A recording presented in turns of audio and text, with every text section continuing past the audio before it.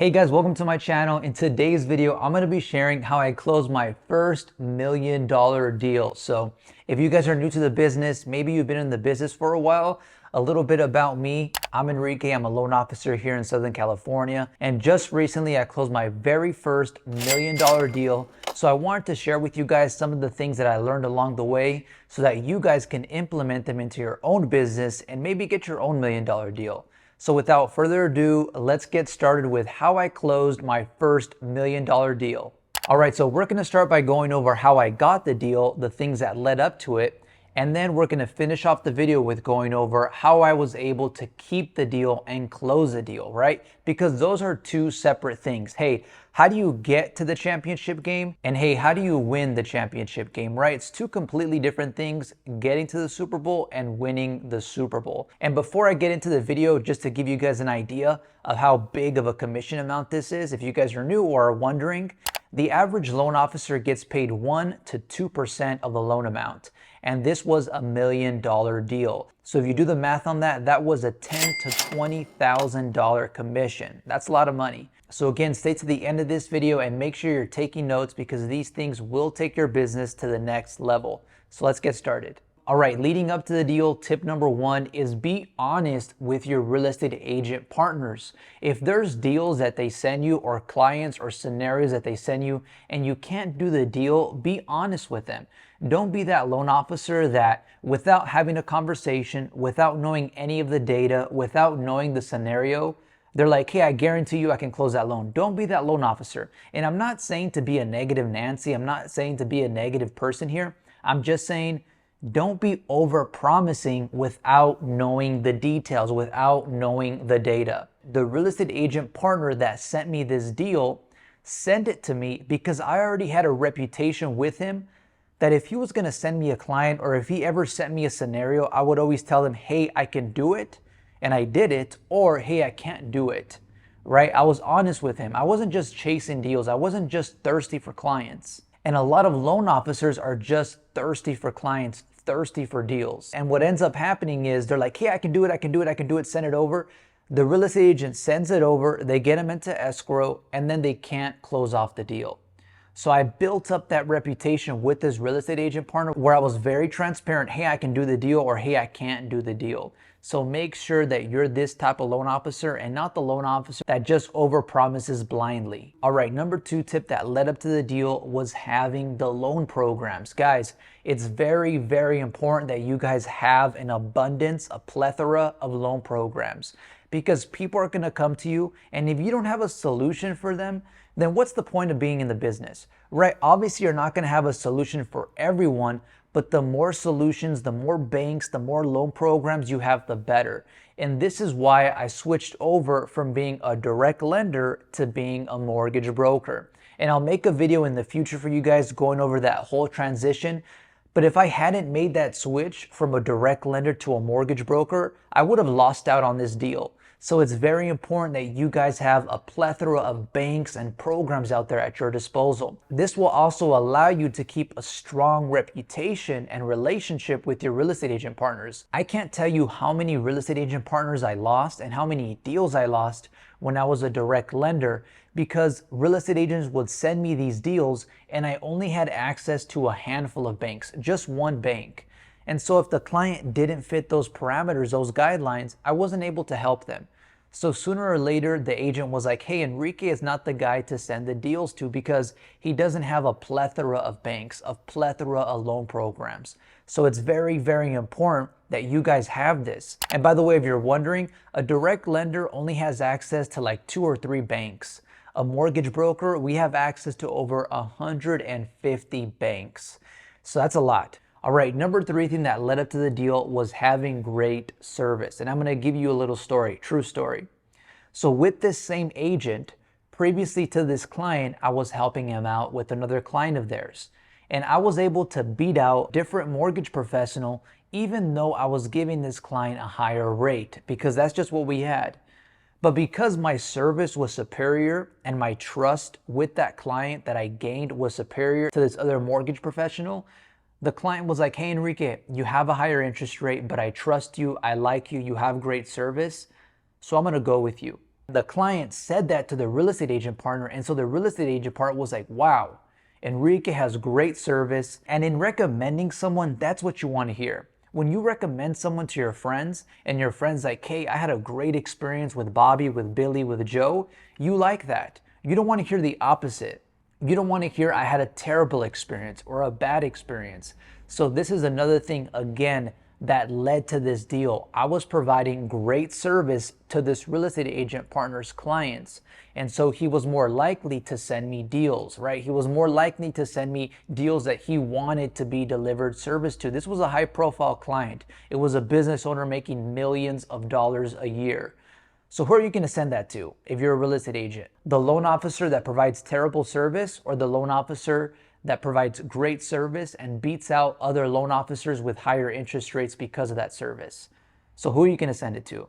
So it's very, very, very important that you provide great service to your clients so your real estate agent partners can see that. And you've probably seen that a lot of these tips that I'm going over right now lead back to the client and to the real estate agent partner. So it's very, very important that all of these things are in your business so that you can shine to your real estate agent partner, so that you can shine to your clients and they can go forward with you. They can send you more deals. They can send you more business. All right, so now that we've gone over how to get the deal, let's transition over into how I was able to keep the deal and close the deal. All right, tip number one is listen to their wants and needs. Key word is listen.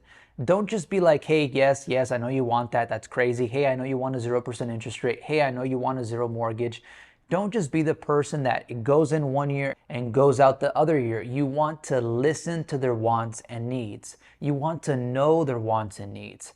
Because if you don't know their wants and needs, how are you going to be able to be someone that can solve their problems, right? If you go to the doctor and you don't tell the doctor where it hurts or why it hurts or what happened, how are they going to be able to provide you the best medication, the best surgery, the best operation, the best solution to your problem? They're not going to be able to. And even if they do, it's not going to be optimum. So it's very important that you know as much details from the client and maybe even the real estate agent partner as to what their wants and what their needs are, right? If you know that data, if you have that data, you're able to deliver a better and the best solutions possible.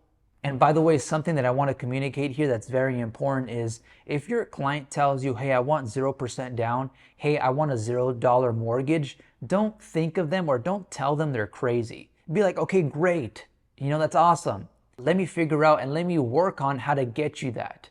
Obviously, you're not going to get them a 0% interest rate. You're not going to get them a $0 mortgage. But don't be like, hey, that's impossible. Hey, that's fairy tale land. Don't be like that.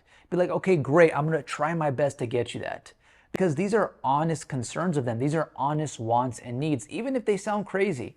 Don't tell them they sound crazy. That's not your job. When you go to the doctor and you say your arm feels like it's going to burn off, the doctor doesn't laugh and say, no, it's not, you're crazy. They say, okay, I understand that.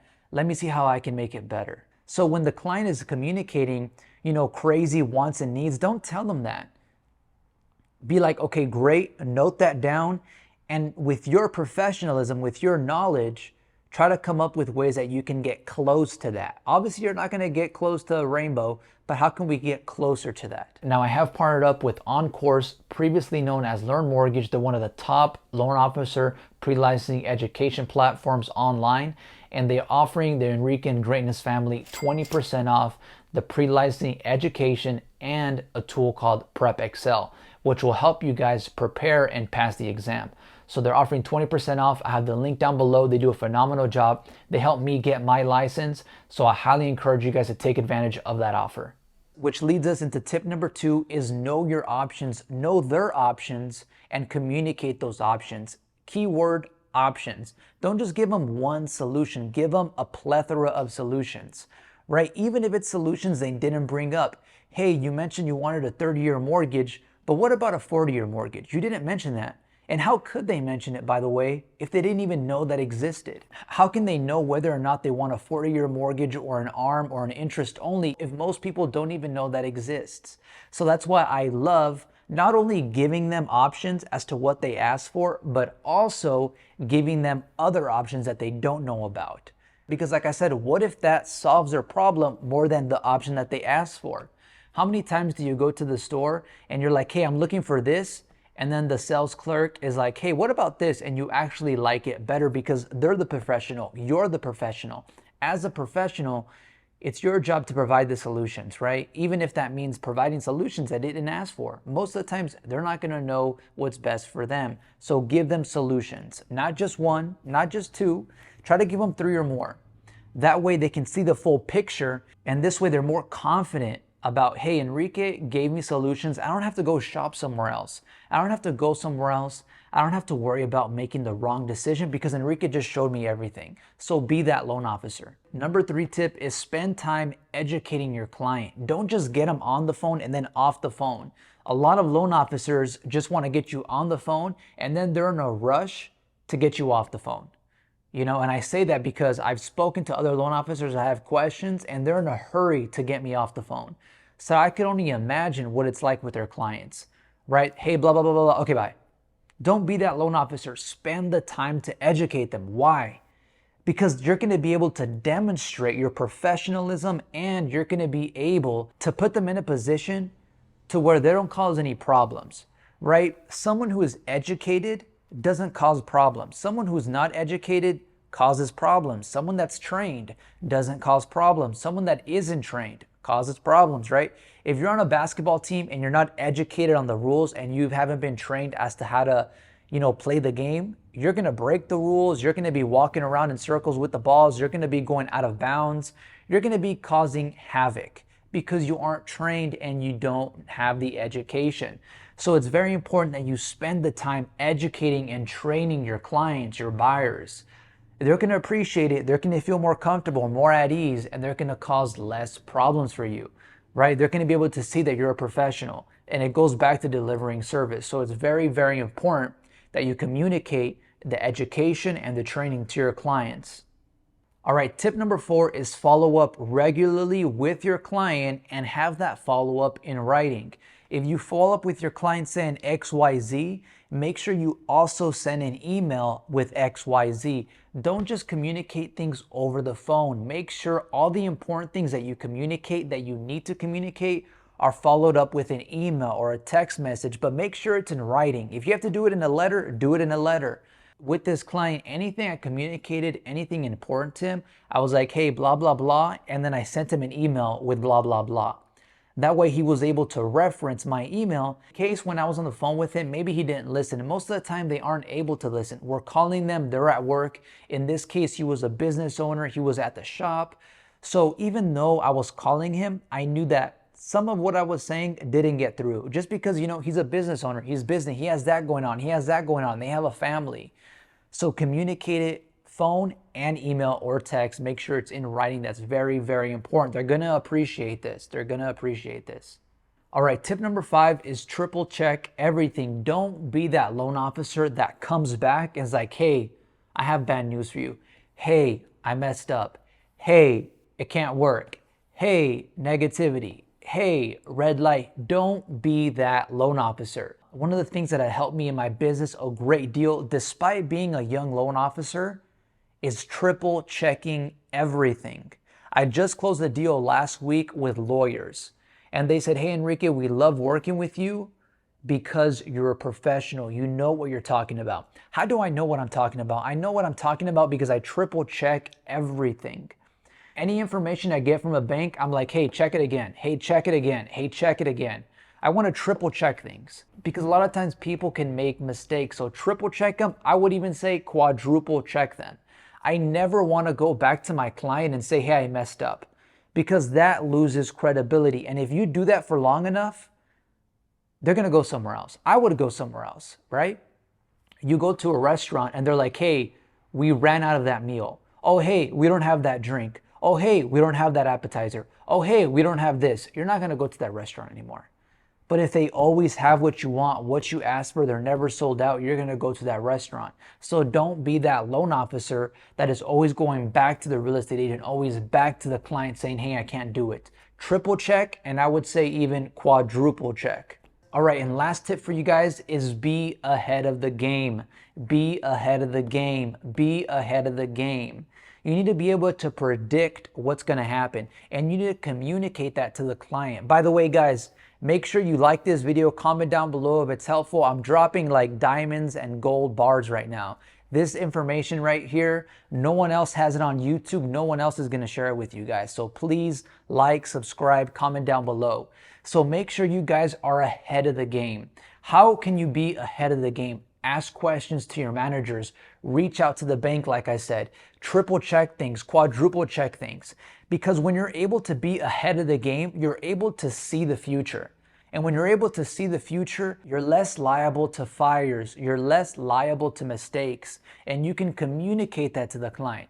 Hey client, by the way, make sure X, make sure Z, make sure you don't go buy a new car, make sure you don't go buy a Ferrari, make sure you don't do this, right? Believe it or not, clients do not know this. I see a bunch of IGs and TikToks where people make fun of clients because they bought a car, but really whose fault is it? Right? Really, whose fault is it? The professional or the client? Who was supposed to communicate that to the client, the professional? Right? So take responsibility here. Be ahead of the game and communicate that to your clients. Hey client, your money's in this account. Make sure you don't spend it all. Hey client, you have a great job right now. That's what we're going to use for the income. Don't quit your job, right? Predict the future and communicate that to the client. And communicate it frequently, right? Do it multiple times. This client, I was like, hey, make sure this. Hey, make sure this. Hey, make sure this. The same thing. I said it like 4 times in 1 week because everything comes back to me. If the client does something wrong, it's my fault. You guys need to take more responsibility here as a mortgage professional. You guys need to take more responsibility. I mean, there's going to be clients that do things wrong regardless, but still, you're the professional and they're your client. So it's your responsibility. So always be ahead of the game and communicate that to your client, to your real estate agent. And that's pretty much it for today's video. Comment down below if you guys have had $1 million deal or a big deal and what you learned from it. Leave a big thumbs up if this was helpful and subscribe for more content just like this. I make videos on loan officer and real estate agent training, life improvement, entrepreneurship, and first-time homebuyer education. Thanks again so much for your time. See you in the next video and be great.